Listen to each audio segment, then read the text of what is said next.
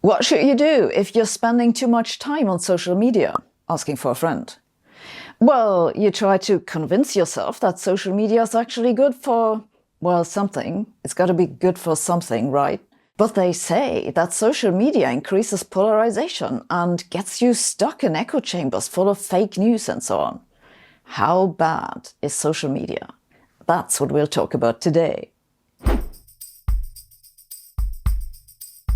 Social media has changed society profoundly.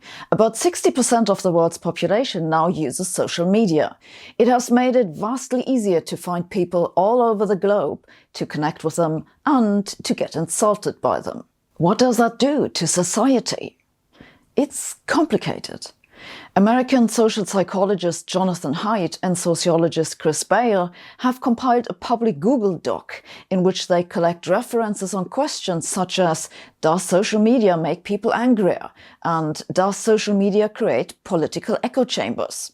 The most relevant thing you learn from this document is that whatever your opinion, you can find a paper that supports it. Honestly, I began working on this video thinking it'll end up being one big shrug, because that's how sociology generally looks like to a physicist.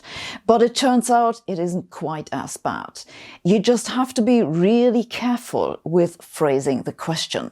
For example, you may remember the headlines claiming that fake news spreads faster than the truth.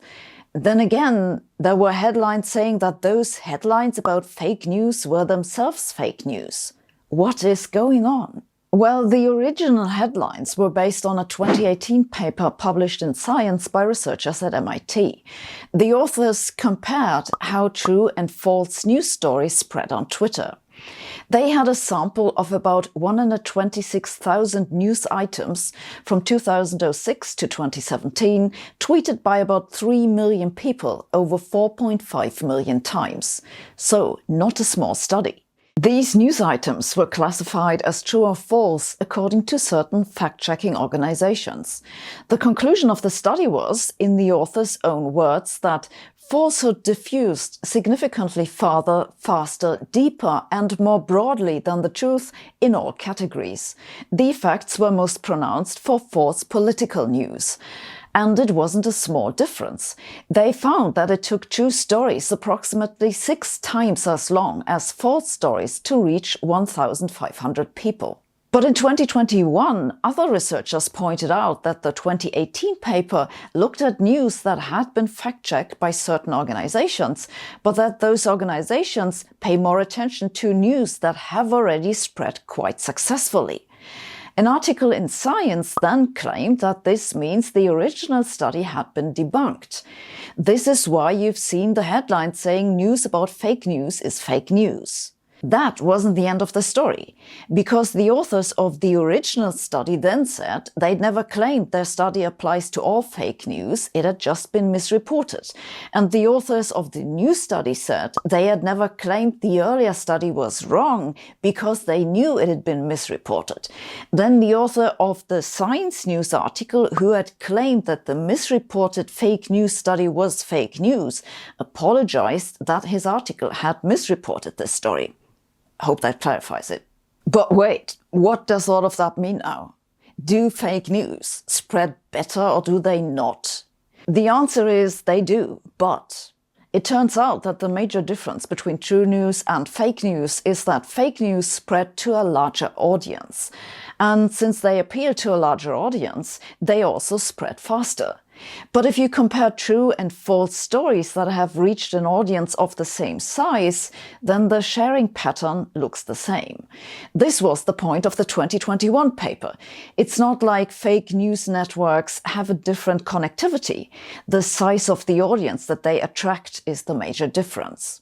And yes, that was strictly speaking only demonstrated for fake news stories that were fact-checked by certain organizations.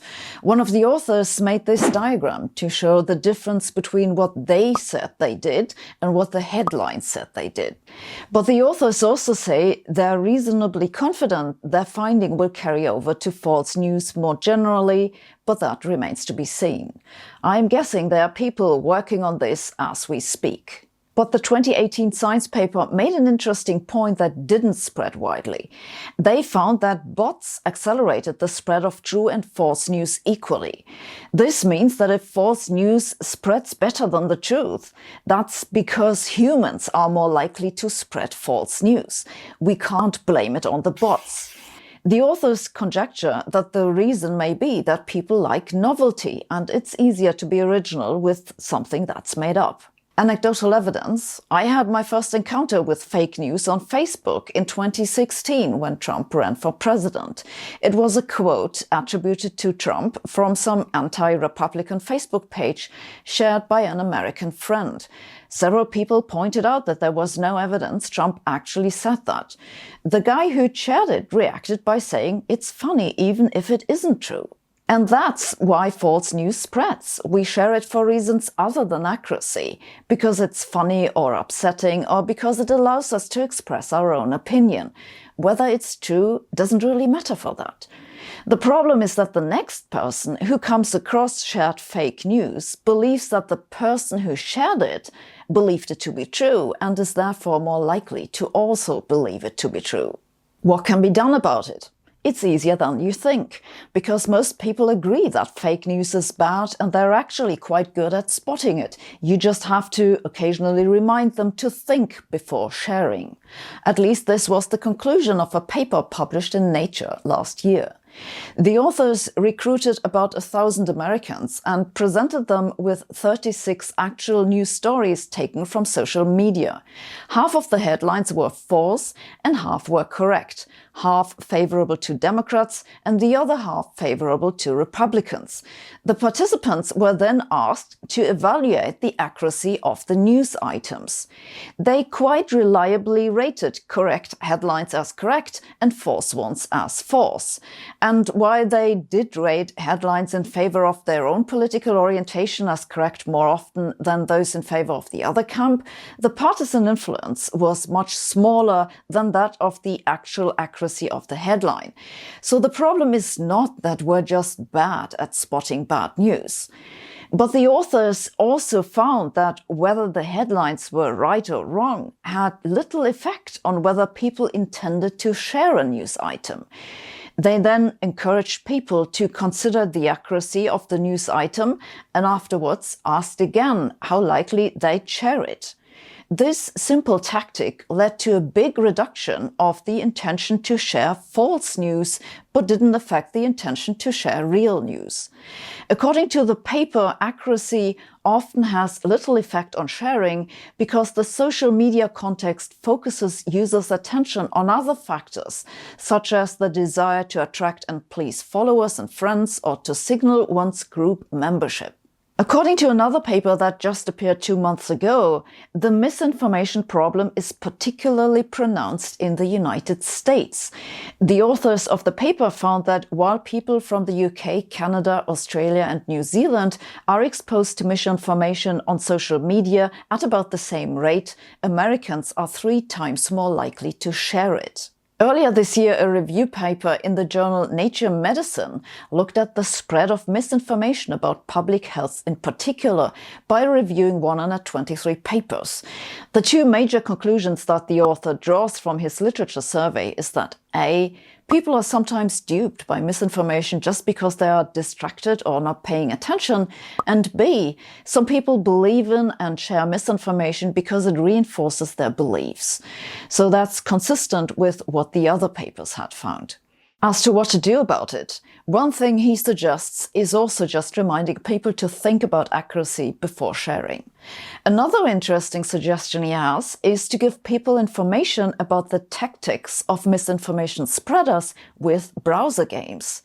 There are 2 of those games. One is called Go Viral and the other one Get Bad News. Studies have found that people who played these games were much better at spotting health-related misinformation. You can try them out yourself. Links are in the info below. I think this is a really good idea and I'd like to have a game like this about physics, please.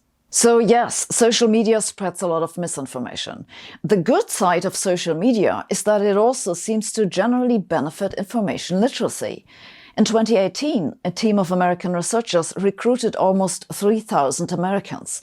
They offered half of them $20 to deactivate their Facebook accounts for 4 weeks, just prior to the 2018 midterm elections.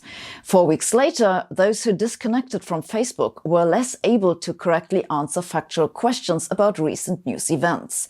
But they also reported increased well-being and less political polarization. Let's therefore look at what we know about polarization and echo chambers. If you watch a few of my videos on quantum mechanics, soon all your recommended videos will be about quantum mechanics. Suddenly, the whole world is quantum mechanics. Such an echo chamber seems to be an inevitable side effect of algorithms that want to help you find what you're interested in, and as a result, you get more of the same. This leads to the dreaded conspiracy rabbit holes that you fall into on YouTube, as it happened to me when I was working on my video on flat earthers, though YouTube seems to have tweaked their algorithm since to prevent that from happening quite as easily. These more of the same algorithms help you make contact with people who think like yourself. So the idea that we live in echo chambers sounds plausible. But plausible ideas are the ones you should be most skeptical about. What does the data say? According to a 2021 paper by a group from the University of Oxford, echo chamber issues are real, but the problem's been hugely overstated. They looked at surveys from 7 different countries in which people reported what news they typically consumed. Turns out, only about 5% of social media users are properly stuck in a political echo chamber in which they almost exclusively consume news from one political side.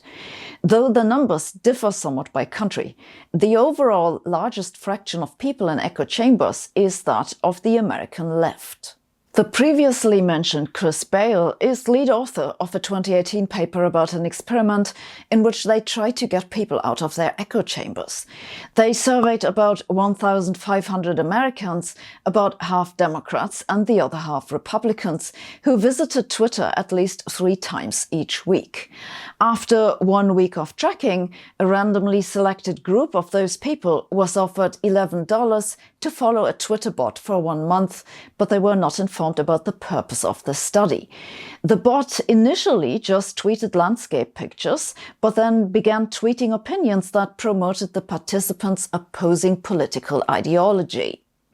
At the end of the month, the participants were surveyed again. Turned out that Republicans who followed a liberal Twitter bot became even more conservative. The more they were exposed, the larger the effect.